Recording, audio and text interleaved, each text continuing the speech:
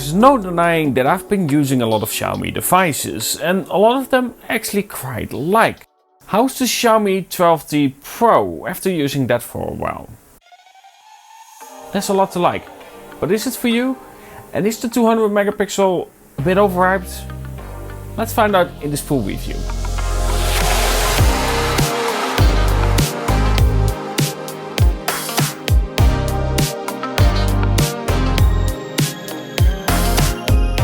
The Xiaomi 12T Pro is another performance-based Xiaomi release, and it's one of the first phones that comes with this new 200 megapixel sensor. However, the T series always has been somewhat of a flagship, but not really the device, basing it all on performance for a lower price. So, if performance is the key thing that you are looking for, how does the Xiaomi 12T Pro fit in here? And how much sacrifices are there to get this performance level? So I want to address this one quickly. The Xiaomi 12T Pro in terms of performance has been a good improvement. If I compare it quickly with my Xiaomi 12 Pro, the biggest things I noticed is that during stress testing, the phone with 3D Mark and more not only performed better, but it also didn't get anywhere near as warm as the Xiaomi 12 Pro could get after a while of gaming. This is of course down to not only using the newer and better managed Qualcomm Snapdragon 8 Plus Gen 1, which still sounds like a Matic version, but also because of the cooling in the phone itself. In terms of set performance, the Xiaomi 12T performs simply well, even though if you truly want to, yeah, it can still heat up, but then you are pushing it more than is really realistic in your everyday usage. But still, these chips do tend to heat up more than chips like the Snapdragon 870, which still this day is probably my favorite CPU for a phone to boast. But without question, it is a big step up compared to the Snapdragon 8 Gen 1. And of course, when a phone creates heat, it also results in battery draining faster. This alone helps the Xiaomi 12T Pro to have great battery life overall. It easily lasts me till the end of the day, if not a little bit more. And if you do need to charge it up, yes, Xiaomi does include a charger inside the box with 120 watt of it. What sadly isn't included, but no surprise these days, is of course the lack of a micro SD or a 3.5mm headphone jack. For me, those features are still great to have, even more so because the headphone jack allows for better audio than Bluetooth. This is a fact and nothing you can go around on. This is simply true. But while we're on the subject of audio, let's discuss that. While gaming, having good audio matters, and with the Xiaomi 12T Pro, no surprise, we have amazing audio performance for a phone again, with them getting pretty loud and balanced for a phone. This also counts for call quality.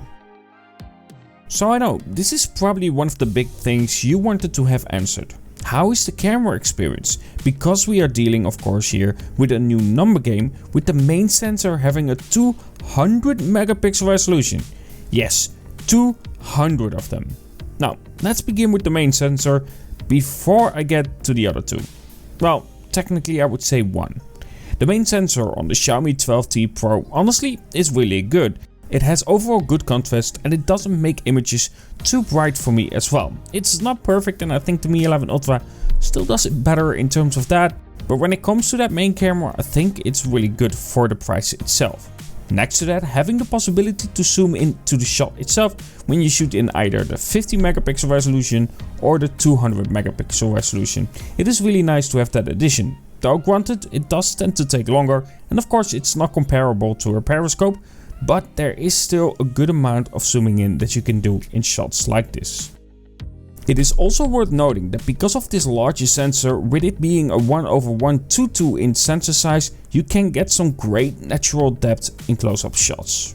And of course, recording video at 8K and 24 frames per second on that main sensor.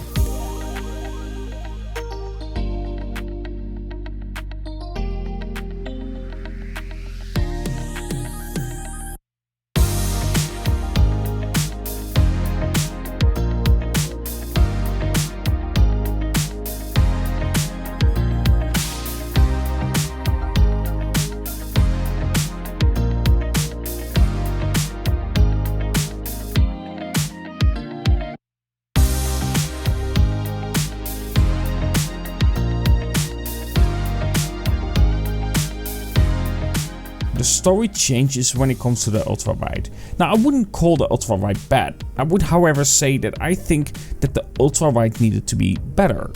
For the price, I feel like that's the one thing I would like to see different. And while we're at it, just ditch that 2 megapixel macro sensor, because honestly, it shouldn't even be there to begin with.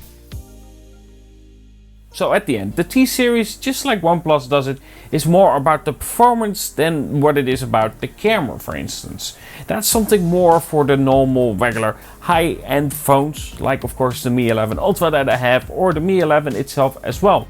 They fall under the category of a focus of a more balance between speed and of course the camera performance.